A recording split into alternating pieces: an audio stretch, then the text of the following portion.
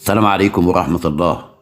بعد تعادل الزمالك مع المريخ في ليبيا، نشوف تعليق وانفعال عمرو أديب. تعالوا نسمع قال ايه. تعرفوا ان انا زملكاوي، اظن دي معلومة، وانا يمكن من بدايات البشر اللي جهروا بالمعلومة دي وبدفع ثمنها لغاية دلوقتي.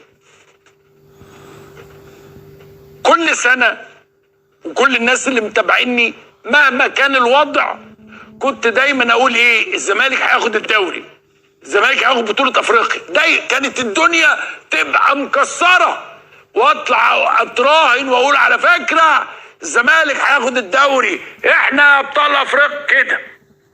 السنة دي يا سادة انا باكد لكم الزمالك مش هياخد حاجة خالص.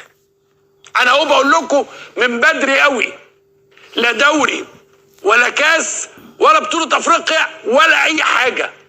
اول مرة اقولها من 20 سنة، بقالي 20 سنة اقول ايه، معلش ما هو خدوا الدوري احنا ابطال لا.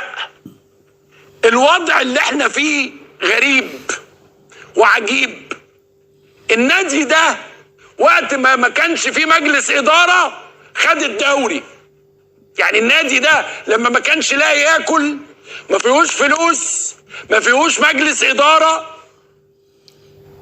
خد الدوري. في النهايه ايه اللي بيجرى؟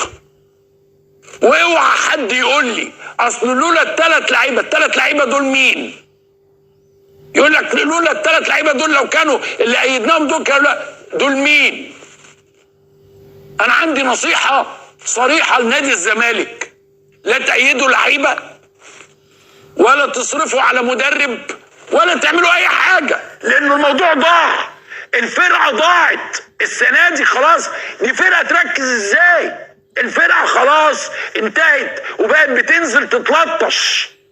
حاجة انا بقول لحضراتكم، لا اللعيبة كانت بتلعب ومعانا مدرب عشان مش قادرين نمشيه، لان احنا مشيناه يومين ورجعناه يومين، فمش قادرين نمشيه. في 2 مدربين في الملعب، والمدرب الخواجه قاعد موظف زي ما انت شايف كده، هو عايز مرتبه او مشيني واديني فلوسي. كل ده بهدله للزمالك، كل ده هبل. اللي بيجرى مع الزمالك دلوقتي هبل وحرام بجد. البهدله ديت لنادي واخد الدوري 2 ورا بعض انه يتعمل فيه كده.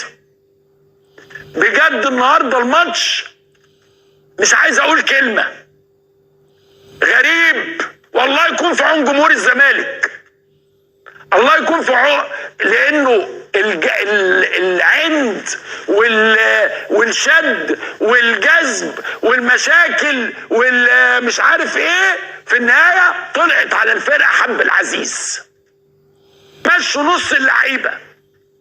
فده معناه ايه يا اولاد؟ معناه ان بقيه السنه احنا بنبني بقى الفريق الجديد. ما هو احنا كنا في ازمه، والازمه اثرت على فريق الكوره، ومفيش لعيبه ومفيش انتقالات ومفيش فلوس وفي مؤامره، فاحنا مش هنقدر نعمل حاجه. بنبني بقى فريق جديد السنه الجايه وعليكم خير.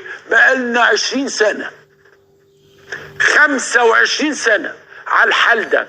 يقول لك لا اصله كان في ازمات في النادي ودلوقتي بقينا كويسين هنبتدي نبني من اول وجديد. احنا بنبني من اول وجديد بقى لنا 25 سنه ولم ينتهي البناء. بجد مش مصدق. ليه كده؟ لمصلحه مين اللي بيجرى ده؟ حاجه غريبه وشيء لا يعني ما تصدقوش. طب وبعدين واخرتها؟ خلاص لا تصرف فلوس بقى، حرام. والمدرب ده هو قاعد بيشتغل ما يشتغلش، ومعاه مدرب تاني بيشتغل ما يشتغلش. بقى عندنا شيء مش موجود في مصر ولا العالم. وفي النهاية الاتنين ما بيدربوش، وفي النهاية اللعيبة ما بتلعبش.